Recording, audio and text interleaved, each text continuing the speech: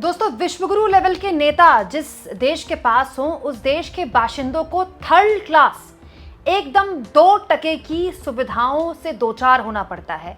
ऐसे ऐसे पुलों से होकर गुजरना पड़ता है जो कब गिर जाएं और उस पुल के साथ वो इंसान भी गिर जाएं और मर जाएं, कुछ कह नहीं सकते। अब इस बात पर हम चिंता करें, अपना सर पीटें या अपनी सरकारों से सवाल पूछें, ये जिम्मेदारी मैं आप पर छोड़ती हूँ।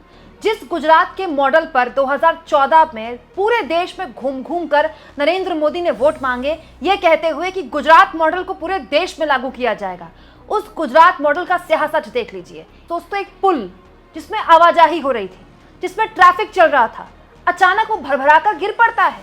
एक पुल जो अपनी मरम्मत का इंतजार कर रहा था, पूरा का पूरा गुजरात प्रशासन, वो गुजरात जहां करीब करीब 30 साल से, जी हाँ 30 साल से भारतीय जनता पार्टी का राज है, जहां करीब करीब 10 साल से ऊपर हमारे नरेंद्र मोदी जी ने स्वयं मुख्यमंत्री के तौर पर काम किया हो, उस गुजरात में एक पुल गिर गया और उसके बाद 9 लोग मारे गए। ये 9 लोग निर्दोष थे दोस्तों। इनकी गलती बस इतनी थी कि गुजरात में इन्होंने एक पुल इस्तेमाल किया। दोस्तों, गुजरात की इस खबर पर विदेश में बैठे प्रधानमंत्री नरेंद्र मोदी के भी आंखों में आंसू आए और उन्होंने इस मुद्दे पर क्या कहा है मैं आगे आपको दिखाऊंगी। लेकिन उसके साथ साथ सबसे पहले आपके सामने मैं खबर रख देती हूँ दोस्तों। गुजरात के वडोदरा में महिसागर नदी पर एक पुल था, एक ब्रिज है दोस्तों। वो ब्रिज अच्छा खासा था, अचानक से भरभरा कर उसका एक हिस्सा गिर गया। और जैसे ही हिस्सा गिरा, अब होता क्या दोस्तों, ब्रिज में सर्र करके गाड़ियां चलती हैं। आपको पता है जो ब्रिज में गाड़ियां चलती हैं तो एक स्पीड में चलती हैं, वो उस तरह का ट्रैफिक तो वहाँ होता नहीं है, रेड लाइट वाला। तो पहले एक गाड़ी गिरी, 2 गाड़ी गिरी, 3, 4, 5, 6, मतलब लगातार गाड़ियां गिरती रहीं और करीब 9 लोग मारे गए। 9 लोग दोस्तों। स्थानीय लोगों ने 8 लोगों को बड़ी मुश्किल से बुलाया है और स्थानीय लोगों का यह आरोप है कि जब तक वो 8 लोगों को बचा रहे थे, कोई मदद नहीं आई।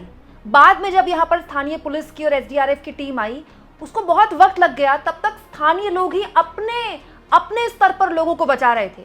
इस महिला की वीडियो देखिए दोस्तों, ये महिला की चित्कार सुनिए दोस्तों। हमारे विश्वगुरु लेवल के प्रधानमंत्री जो पिछले 8 दिनों से विदेश दौरे में है, न जाने ऐसे ऐसे देश मोदी चले जाते हैं जहां 20-20 साल से कोई PM नहीं गया है। और प्रधानमंत्री को 25 अलग अलग देशों से अब तक अवार्ड्स मिल चुके हैं, बहुत बड़े अवार्ड्स मिल चुके हैं दोस्तों। इतने अवार्ड पाने वाले मोदी पहले PM बन गए हैं। लेकिन हम ऐसे अवार्ड्स का करें क्या जहां चलते चलते सड़कों में, ब्रिजों में ब्रिज गिर जाते, टूट जाते और जो लोग हैं वो सीधे अंदर चले जाते हैं। जरा आप इस महिला की चित्कार सुनिए, आपका कलेजा मुंह को आ जाएगा।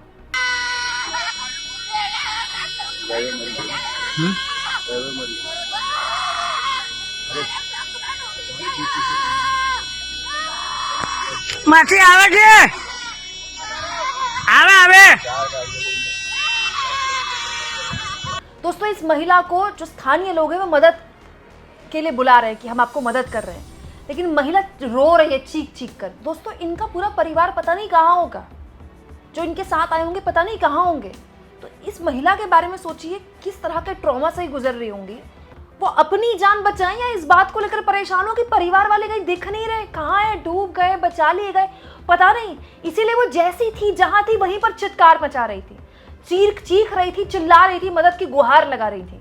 दोस्तों, ये जो पुल है, ये 45 साल पुराना पुल है, 45 साल पुराना। और इस पुल में काफी लंबे वक्त से मरम्मत प्रस्तावित थी, लेकिन प्रस्तावित थी, पता नहीं कब मरम्मत होगी। 45 साल पुरानी पुल की कोई मरम्मत नहीं हुई, कोई रखरखाव नहीं हुआ और आखिरकार क्या हुआ, ब्रिज भरभराकर उसका एक हिस्सा गिरा और उसके बाद उस ब्रिज के साथ बड़ी बड़ी गाड़ियां गिर गईं, बड़े बड़े ट्रक गिरे हैं। दोस्तों, प्रधानमंत्री मोदी तो खैर विदेश दौरे पर है, लेकिन विदेश दौरे पर भी गुजरात की इस घटना पर उनको दुख हुआ और उन्होंने कहा, गुजरात के वडोदरा जिले में एक पुल के ढहने से हुई जनहानि बेहद दुखद है। जिन लोगों ने अपने प्रियजनों को खोया है, उनके प्रति मेरी संवेदना है। घायलों के शीघ्र स्वस्थ होने की कामना करता हूं। प्रधानमंत्री राष्ट्रीय राहत कोष के प्रत्येक मृतक के परिवार वालों को 2 लाख रुपए की अनुग्रह राशि दी जाएगी। घायलों को 50,000 रुपए दिए जाएंगे। कितनी बड़ी बात है दोस्तों, प्रधानमंत्री मोदी ने कितना बड़ा दिल दिखाया, घायलों को 50,000 दिए। और तो और जो लोग मारे गए उनके परिवार वालों को 2 लाख रुपए देने का ऐलान किया गया। अब क्या चाहिए? अब तो लोगों को खुशी मनानी चाहिए। कितने दरिया दिल है ना हमारे प्रधानमंत्री। दोस्तों, ये गुजरात में हो रहा है और ये गुजरात में कोई पहली बार नहीं हो रहा है। आपको याद होगा कुछ साल पहले चुनाव के दौरान मोरनी पुल गिरा था।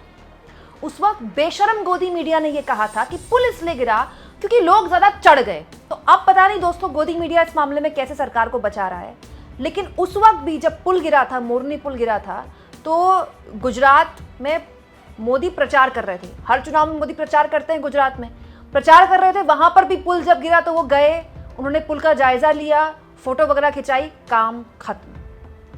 आज भी पुल गिरा, लोग मारे गए, लोग हताहत हुए, डूबे हुए लोग पानी में डूबे हुए चित्कार लगा रहे हैं। मोदी ने विदेश से सहायता राशि का ऐलान किया, सांत्वना प्रकट की, काम खत्म। ये वो गुजरात है दोस्तों जहां ऐसे चुटकियों में ऐसे मुख्यमंत्री सहित कैबिनेट बदल दिए जाते हैं। ये वो गुजरात है जिसके लिए कहा जाता है कि एक पत्ता नहीं हिलता मोदी और अमित शाह की इजाजत के बिना। पता नहीं पत्ता हिले ना हिले, यहाँ तो पूरा का पूरा ब्रिज का पूरा एक हिस्सा गिर गया। कितने शर्म की बात है दोस्तों, कितने शर्म की बात है। प्रधानमंत्री नरेंद्र मोदी 2047 का एक विकसित भारत का लक्ष्य देते हैं। कम से कम उनको अपने गुजरात को तो ऐसा बना देना चाहिए था जो पूरे देश के लिए एक मॉडल बनता। हम कहते हैं कि भाई गुजरात में जैसी व्यवस्थाएं तो ऐसी होनी चाहिए। ये तो बेसिक कॉमन सेंस है दोस्तों कि 45 साल पुराना अगर कोई ब्रिज है और वो इतना इंपॉर्टेंट ब्रिज है, इतने इंपॉर्टेंट जिलों को एक दूसरे से जोड़ रहा है, कम से कम उसका रखरखाव तो वक्त बेवक्त होना चाहिए। अब इस पूरे मुद्दे पर विपक्ष ने सवाल खड़े कर दिए दोस्तों। गुजरात प्रदेश कांग्रेस के अध्यक्ष ने कहा है कि ये एक नजीर है गुजरात में अव्यवस्था की और अब वक्त आ गया कि गुजरात के सारे पुलों की जांच होनी चाहिए। ये बहुत पुराना ब्रिज है जो दोनों जिलों को तो जोड़ता है, लेकिन उसपे पूरे सौराष्ट्र का ट्रैफिक ये ब्रिज से गुजरता है। हजारों की तादाद में युवा रोजगार के लिए हर सुबह ये ब्रिज से गुजरते हैं। हमने सरकार से बार बार मांग की थी, लोगों ने भी सरकार को लिखित तौर पे बार बार रजूआत की थी कि ये ब्रिज की हालत ठीक नहीं है, उसकी मरम्मत होनी चाहिए, उसकी जो टाइम लिमिट है वो खत्म हो चुकी है, तो उसके लिए नया ब्रिज बनाने की तजवीज होनी चाहिए। लेकिन सरकार ने किसी की नहीं सुनी, सरकार ने उस पर कोई ध्यान नहीं दिया, उसकी वजह से आज ये दुर्घटना हुई है। तो सरकार की जो गुनाहित बेदरकारी है उसकी वजह से आज ये ब्रिज टूटा, लोगों की जान गई है।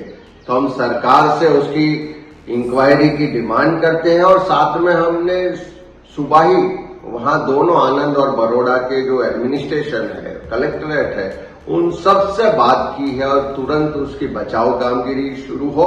और साथ में ये बहुत ही ट्रैफिक वाला ब्रिज है, तो ये ब्रिज टूटने से ट्रैफिक की जो अल्टरनेट व्यवस्था होनी चाहिए वो करने के लिए भी हमने तंत्र से डिमांड की है। लेकिन हम बार बार सरकार से विनती करते हैं, बार बार असेंबली में और सरकार से डिमांड करते हैं कि पूरे गुजरात में ऐसी वारदातें बार बार होती है, तो क्यों ना सरकार वो पूरे गुजरात के जितने भी ब्रिजेस है उसका ऑडिट करवाए, क्यों ना उन सबके फिटनेस सर्टिफिकेट निकलवाए और पब्लिक डोमेन में रखे, जिसकी वजह से पता चले लोगों को कि ये ब्रिज पे जाना हमारे लिए जान के जोखिम है।